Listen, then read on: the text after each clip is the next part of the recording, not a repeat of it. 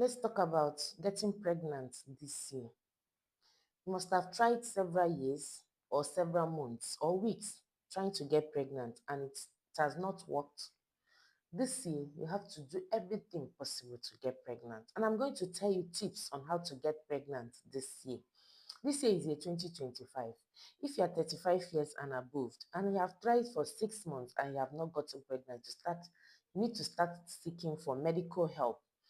If you are less than 35 years, at least you wait for the next 12 months, for 1 year, and you have not gotten pregnant, you have to start doing something. I'm going to tell you step by step on what to do so that you can get pregnant faster this year before this year ends. And I wish you the best of luck as you try this. My name is Dr. Kiruka Bridget. At OB Talks with Dr. Adazayon, I discuss everything about women's health, children's health, and sometimes men's health on my page. Please subscribe to my page right now. Follow this page, share this video. To get pregnant this year, one of the things you have to do is to know your cycle length. You have to know your cycle length because when you know your cycle length, it will help you to know your fertile period. Now, your fertile period, it's actually the time you get pregnant. You don't get pregnant all through your cycle length. You don't get pregnant all through the time of your cycle length. You get pregnant during your ovulation. So if you don't know your cycle length, you may not know when you ovulate or your fertile period. And if you don't know your fertile period, how will you know if you're not ovulating? Some ladies have what we call unruptured follicles, so they don't even ovulate, and their menses will come. Some have polycystic ovarian disease, some have hormonal imbalance. So if you don't know your cycle length, you will not be able to know when you ovulate. Now, the normal cycle length is between 21 days and 35 days. If you have anything short of 21 days or anything above 35 days, it may not be normal and you may need to seek medical help. So, if you don't know your cycle length, you will not be able to know these things I'm saying. You actually ovulate, I've said this several times in other videos, ovulate 14th day before the start of your next period, not after your next period, before the start of your next period. So it's a retrospective calculation that you do after your period have come to know actually when you ovulate for that cycle. So it will be very good if you have a menstrual calendar. You go on to a calendar and keep date of whenever your menses start. It will help you to track if your menses is regular, if it's irregular, to know when to seek medical help. It's good that if you know your cycle length and know your fertile period, you will be able to keep frequent intercourse during your fertile period. That fertile period is the time you actually get pregnant. So you have to do, among one of the things this year is to keep your cycle length, to know your cycle length, be versatile with your cycle so that you'll be able to say, I ovulate at this point, I don't ovulate, I have to seek medical care. This will help you to get pregnant this year. Now, the second thing to do is to strive for a healthy weight. A healthy weight will help you to live a healthy life. Now, if you are overweight, it may lead to hormonal imbalance because your body will convert some hormones on your body, on the surface of your body, to estrogens, and may lead to some hormonal imbalance. Then, if you are underweight, you may not even ovulate. So you have to strive for a healthy weight. Intermittent exercise, about 2 to 3 hours of a walk all through the week, is good for your health. It will keep you fit and it will also help keep your hormones at a check. So body mass index that is greater than 30 is already obese. Any overweight is still not good, but underweight is still not good. Anything less than 19 is not fine for your body. You may not even ovulate. So it's good to keep a healthy weight. If you find out that you are increasing in size, you have to put it on check. Go eat healthy, balanced diet so that your body will not be messing up with your hormones and you will not be able to know when to ovulate, and your body may not be able to release beautiful eggs and you may not get pregnant. So another thing you have to do this year is to keep a healthy weight. It will help you to get pregnant this year. Now, the third thing to do is prioritize prioritize wellness. Your physical health, your mental health, and your emotional health is very, very important.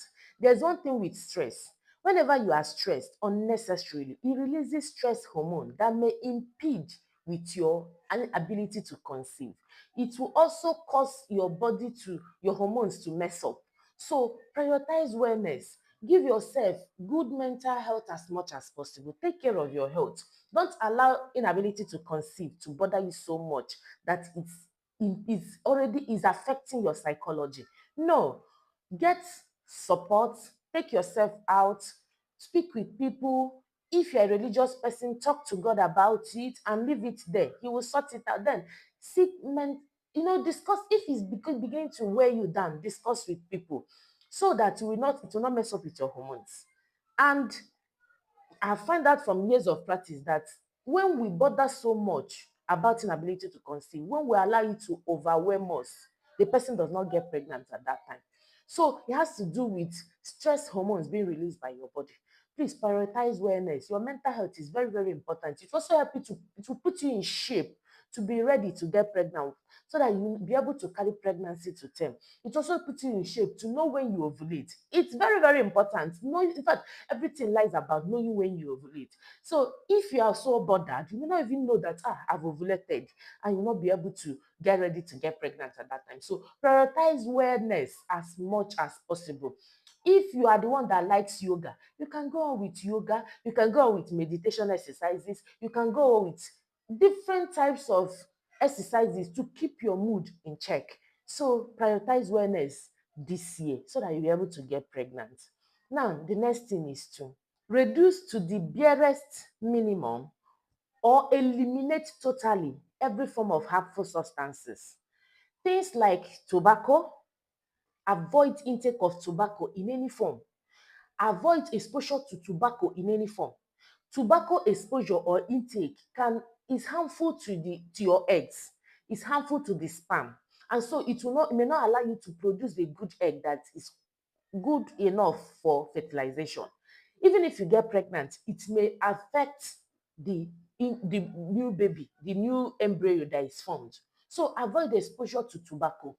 Avoid exposure to tobacco in any form. Eliminate alcohol or reduce it to the barest minimum. For someone that is trying to conceive, it is not good. Eliminate alcohol. Reduce intake of caffeine. Reduce it to the barest minimum so that it will not affect your eggs. Then avoid exposure to pesticides, herbicides, all those chemicals that are spread around the houses. They may not be good for your health when inhaled, or if it enters into your food in any way, it may affect your eggs and it may not allow you to produce good quality egg for fertilizations. So avoid exposure to any form of chemicals in any way they come with. They may come in diet form, they may come in smoking form, they may come in, drinks. Please avoid them. They are not good for your health to get pregnant this year. Then the next point, if you're watching to this point, please subscribe to my page. Share this video at this moment. Hit the like button. Hit the notification button as well. And please drop any question you have on the comment section. I will attend to them. My name is Dr. Nkiruka Bridget at OBGYN Talks with Dr. Adazion. I'm on Facebook, TikTok, and on Instagram with the same name. OBGYN Talks with Dr. Adazion. Have sex frequently. When couples are trying to conceive, sex can begin to feel like a chore, especially if you have been trying for a while and you have been attempting to time intercourse to an ovulation kit. It is not your fault. Sometimes feeling like you have to have sex at certain times makes you not to want to have it at all. It now feels like a routine or someone has a timetable for you to have sex. I know how it feels, but for this, you have to have sex regularly. However, it is important to have sex regularly when you are trying to conceive, especially during your fertile period. We have come back to this fertile period we have talked severally. You have to have sex frequently, at least 2 times. You know what I mean? You have to have sex at least on alternate days. You should not have 2 days a break without having sex. You got to have sex regularly for you to get pregnant. So that at each time you peradventure rupture your egg and ovulate, there will be a sperm waiting to fertilize that egg. So don't miss it. And I found out in my years of practice, for those trying to conceive, it's usually at that time that they're about to get pregnant or during their fertile period, they may have issues with their partner and sex may not be regularly anymore. At that time, they may have one thing or the other taking them away from having sex at their fertile period. Please, for no reason should you have 2 days apart without having sex, especially during your fertile period. Another way to overcome this boredom of feeling that someone has a timetable for you to have sex is to have sex all through your cycle days. Have sex, have sex so that it won't feel that somebody is have a routine for you. But before you ovulate, at your fertile period, immediately from menses to the time you think you have ovulated, please, you have to have frequent intercourse on at alternate days. That you have a long time before intercourse should be maybe just one day apart. That is alternate days. You have to have sex regularly for you to get pregnant. And you have to do that because it's necessary. You have to have a sperm cell waiting to fertilize an egg whenever it ruptures. It will help you to get pregnant faster this year. The next is use fertility friendly lubricant.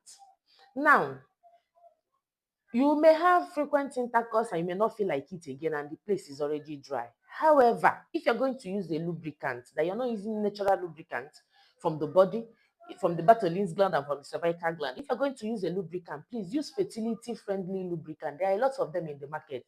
Things as harmless as saliva, may not be spermicide, may not kill spermatozoas, but they may impede the migration of spermatozoas to the uterus to meet the egg in the fallopian tube. So don't use saliva, don't use any other lubricant you're not sure of. If you want to know the type of lubricant to use, please check my previous video on where I talked about the lubricants to use. Please use fertility friendly lubricants. They are in the market. Don't use any oil, don't use anything you think is just necessary, please. Then the next thing is know when to seek medical help. Now, if you are 35 years and above and you have tried conceiving for the next 6 months and it has not happened, please see your gynecologist.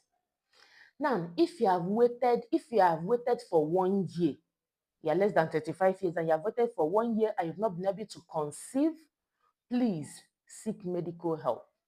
If at any time your husband has done a seminal fluid analysis and he was told that there's some issues with his spermatozoa, please see your doctor, consult your doctor.